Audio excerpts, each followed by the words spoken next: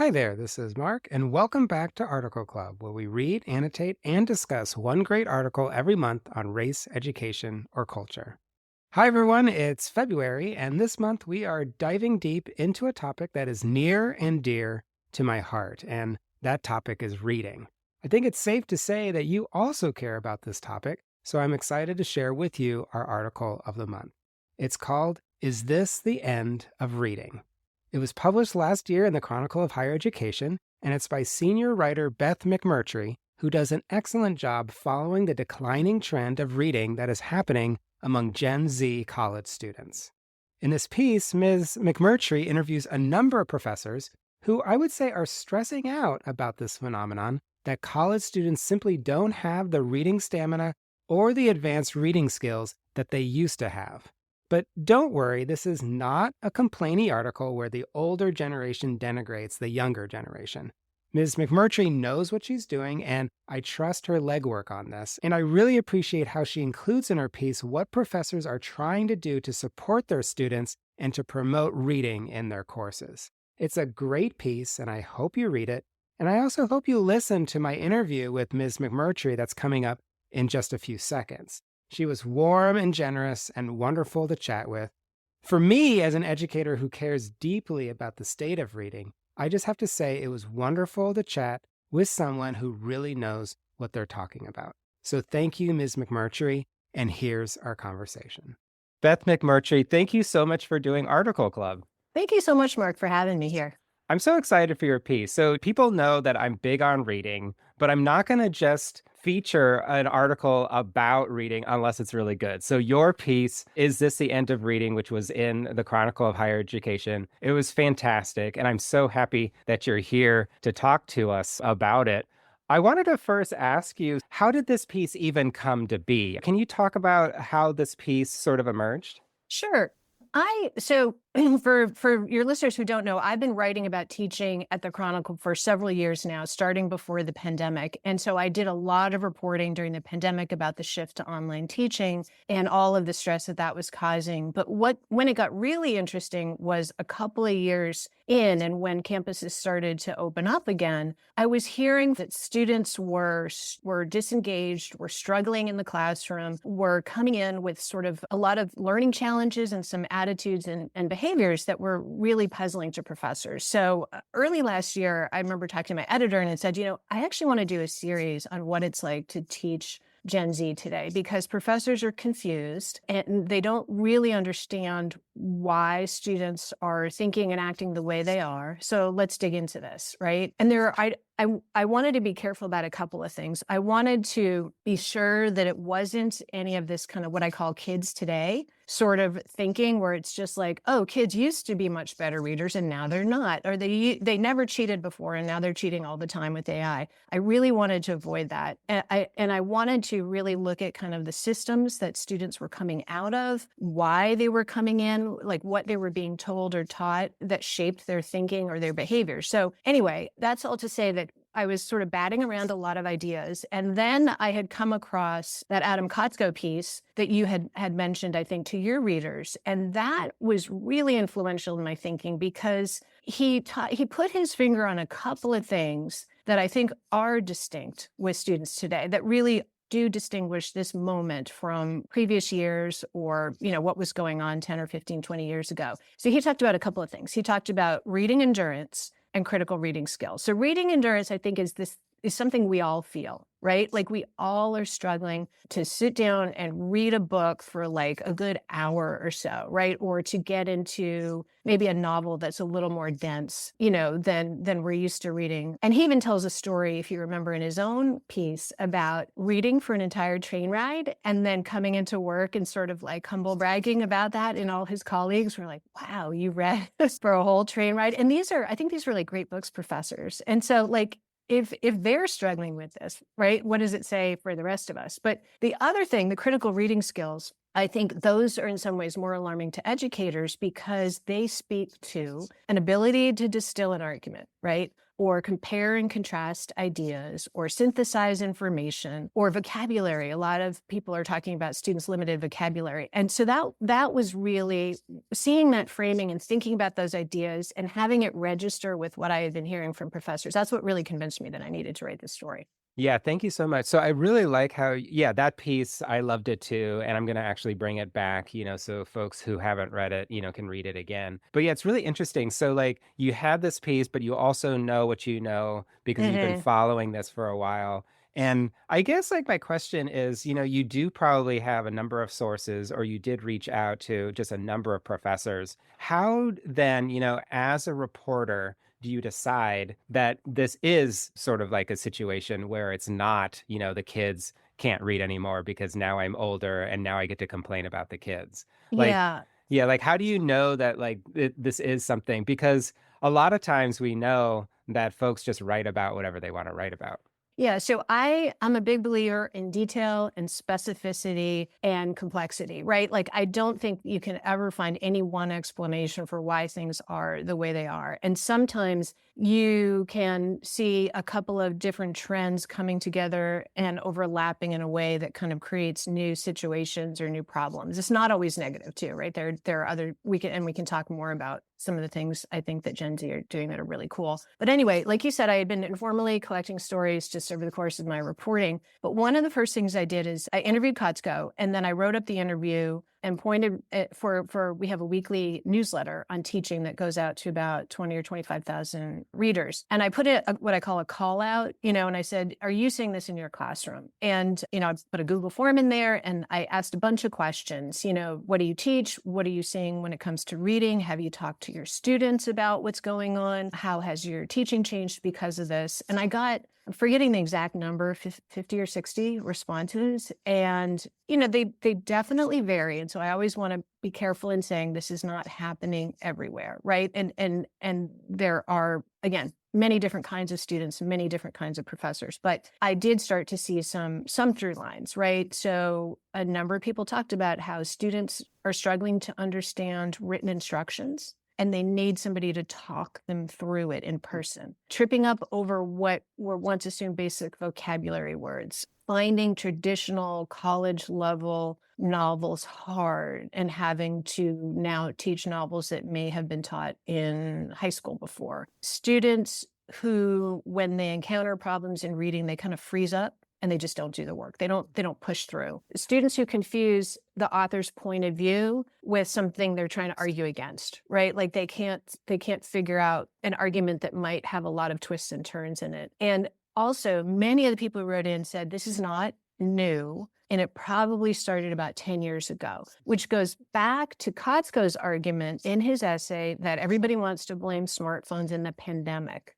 But there's more to the story than this. So that's when I knew I really had to start to dig into what was going on. Yeah, I everything bad apparently happened about 10 years ago, but, I do have a follow-up on that, but Yeah. before, I wanted to get at the emotions of some of the professors. So, obviously, you did Yes. this form, and then you probably also talked to them, and you write, several quotes from different professors, and I feel like they're a little stressed out, but specifically on the reading endurance and also on the critical reading, how much despair do you feel is out there with these professors? Because it seems like it's Yeah. almost like an existential crisis here. Like they're Yeah. all of a sudden not assigning any reading. Like some of them are really like I feel like they're really nervous. And I know that I'm sure it's different for different people, but how would you characterize sort of like the feelings behind what they were telling you? So the professor in the lead of my story, Teresa McPhail, remember her?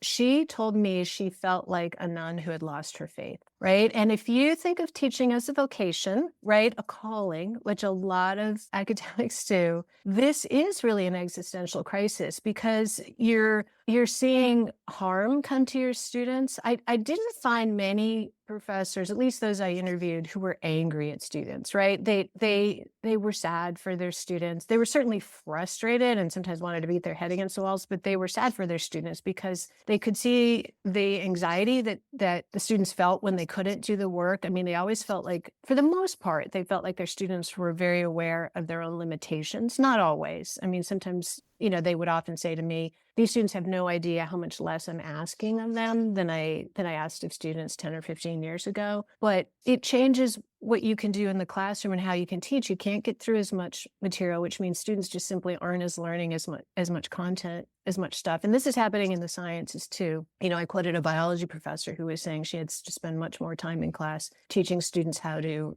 contrast and compare articles or summarize something without changing its meaning. But also, if you can't get through as much content, but also you may end up having to teach the skills that you thought students had learned in high school. So then your teaching becomes a different kind of teaching. And if you don't do those things, then you kind of have a dead classroom, or you might have a discussion that goes off the rails because the students are not interpreting kind of what they're learning in a useful way. I guess that's the best way to say it. Yeah, absolutely. Yeah, I do want to ask a follow-up on the 10 years ago. So obviously cell phones, smartphones, everybody says that that's one of the issues, but you're saying it's not necessarily that. But it does seem to me just 10 years ago does point a little bit to some stuff going on with reading instruction, both with this idea about balanced literacy or versus sort of like the science of reading, but then also Common Core and this idea that I do find that it's true in many high schools, teachers did get the message, number one, to focus on nonfiction rather than a mix of fiction and nonfiction. And then more importantly, don't read very much and read very closely several different paragraphs for the test. And I don't know if students necessarily even recognize that these texts are coming from a larger whole. And so, I'm not somebody to blame, educators, especially high school teachers. I'm one that myself, but I have to say that perhaps this is an issue of the pendulum going too strongly in one direction, such that students are going to college, maybe not ever having actually read a whole text. And so just wanted to get your feelings about that as a reporter and what you noticed with the professors. Yeah, I think they would, to the extent that they understand how students are being taught in high school, I think they would agree 100% with that. That came up in my reporting. I talked to a few professors who had been high school teachers, and so they were fully aware of the shift to shorter readings. Or they might talk to their students, and the students might say, I never was asked to read a full book in high school. And that, I think those had a lot of unintended consequences, right? I mean, I would actually defer to you on this as a high school educator because I have no professional knowledge of this. I talk almost exclusively to college professors. But what I've read and learned from experts is that shift in the Common Core and shift toward teaching to the test had the consequence of not training students to read at length, which is a whole different skill set, right? To absorb an entire novel and discuss the content and context and larger themes of a novel is very different than saying, read this passage and tell me what the author's main point is, or tell me what style of writing or argumentation this is. Costco said that he noticed this in his students, and he talked about it as treating reading like a scavenger hunt, which I thought was such a vivid way of describing how students are taught to read today. But again, I would be very interested to talk about that more.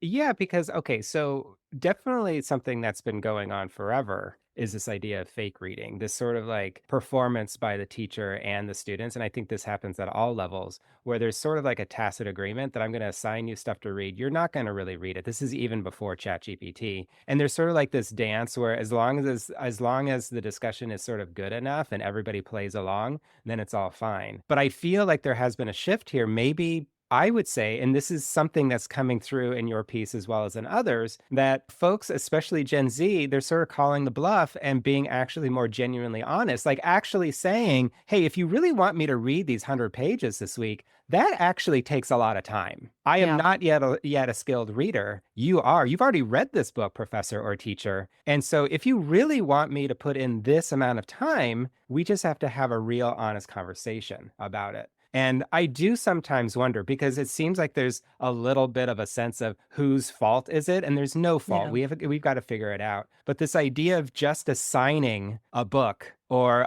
and then just assuming that it's going to happen outside of class time, we just have to like talk about that more, is like my Yeah. opinion.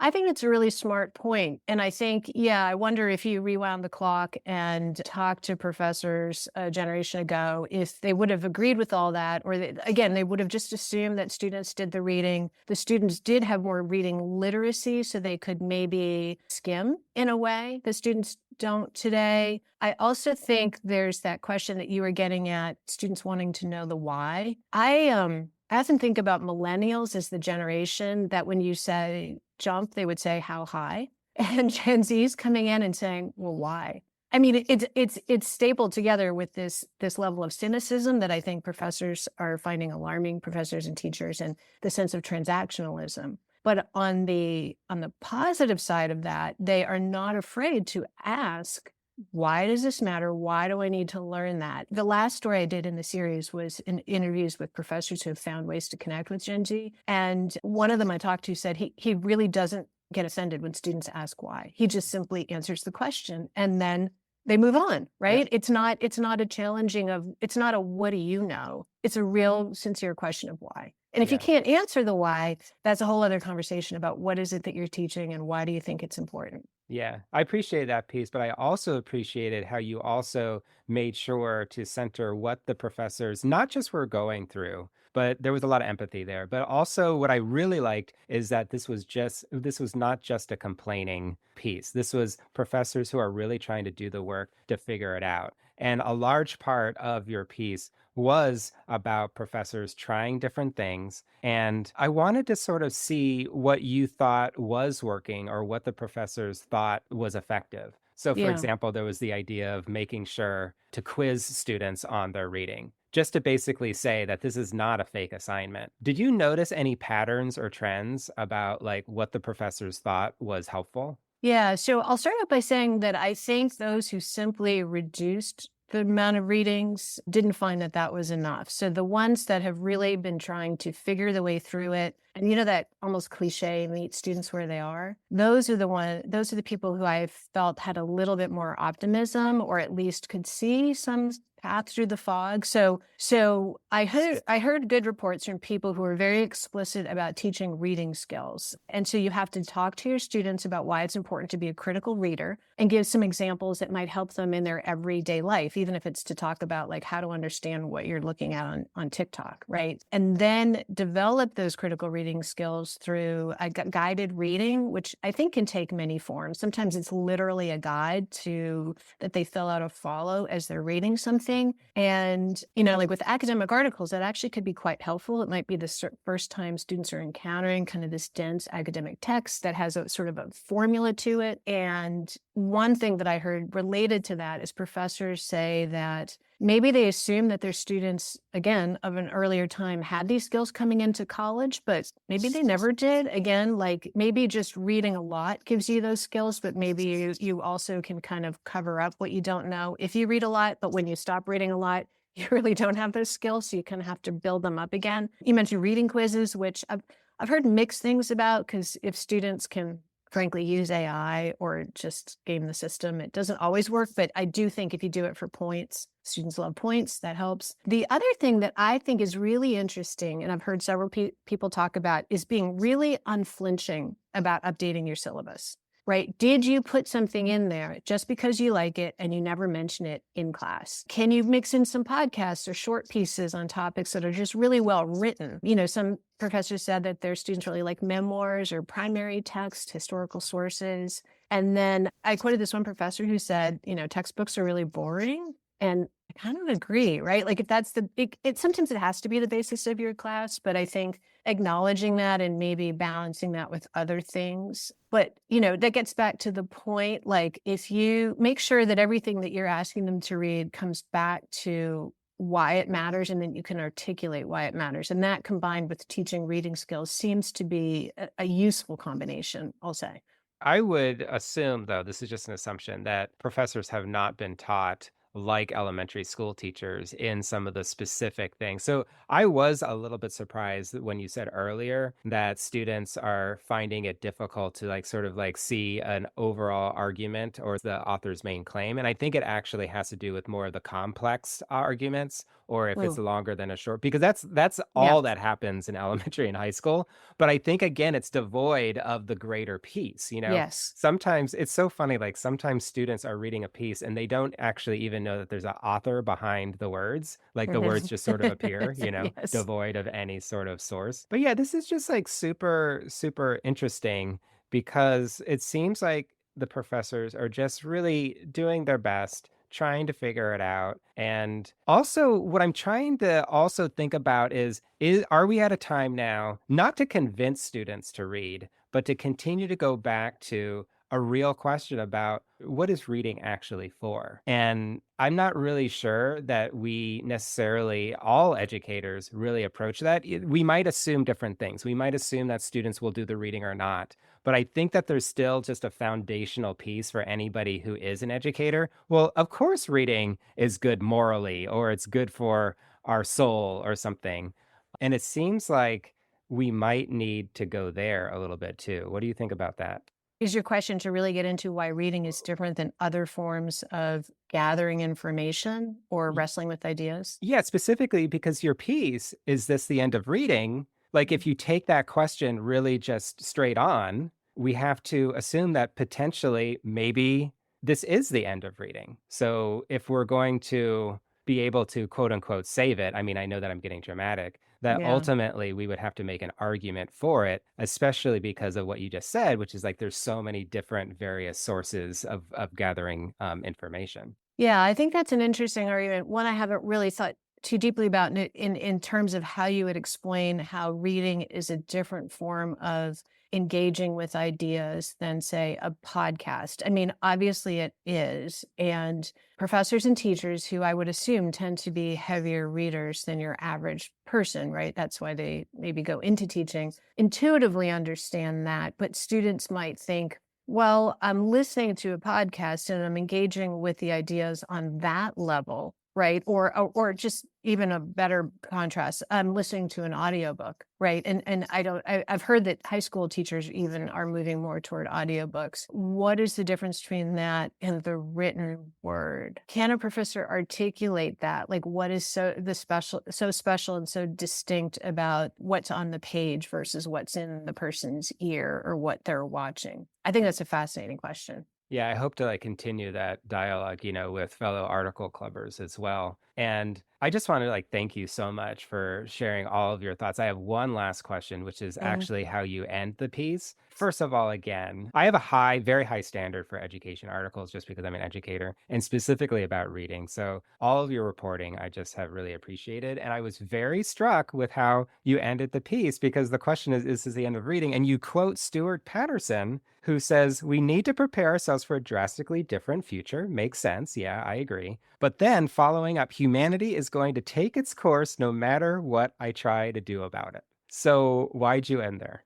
Well, it's interesting that you think it's maybe a bit of a did you think it was a bit of alarmist or sort of doom No, and gloom? no. Yeah. I felt like it was real. I Yeah. felt it was like similar Yes. to what we just talked about. Like we can't just assume that we're going Mhm. to be okay. Like we've got to Yeah. do something about it. Yeah, I'm a big believer in ripping the Band-Aid off, right? Like, you just gotta take a look something straight on and say, "Okay, this is what's happening. Let's understand why it's happening, maybe understand where it's going, and then think about how to respond." I found that conversation to be among the most interesting because, again, he was coming at it from a different way. He actually went back to, talking about how when writing first appeared, people were bemoaning the loss of the oral tradition, right? And I think his point was that in periods of profound or abrupt transition, we can only mourn what's lost because we don't really know what's coming. And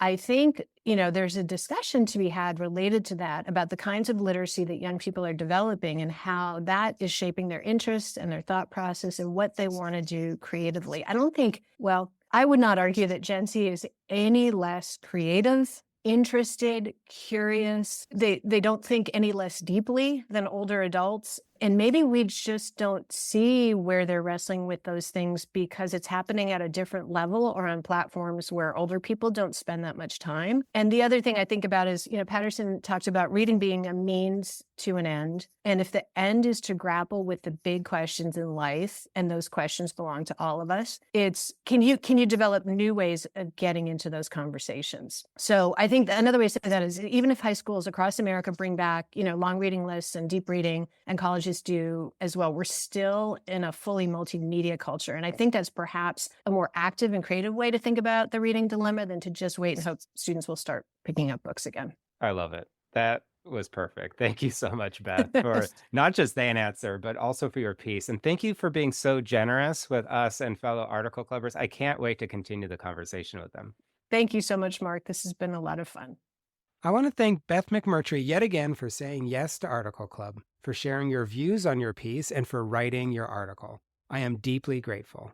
Article Clubbers, thank you too for listening to this interview, and I want to invite you warmly to read the article and come join our discussion on February 23rd at 2 p.m. Pacific Time. You can sign up at highlighter.cc/discussion, and if you're not quite ready yet, you can find out more information at articleclub.org. Hope you have a great weekend ahead.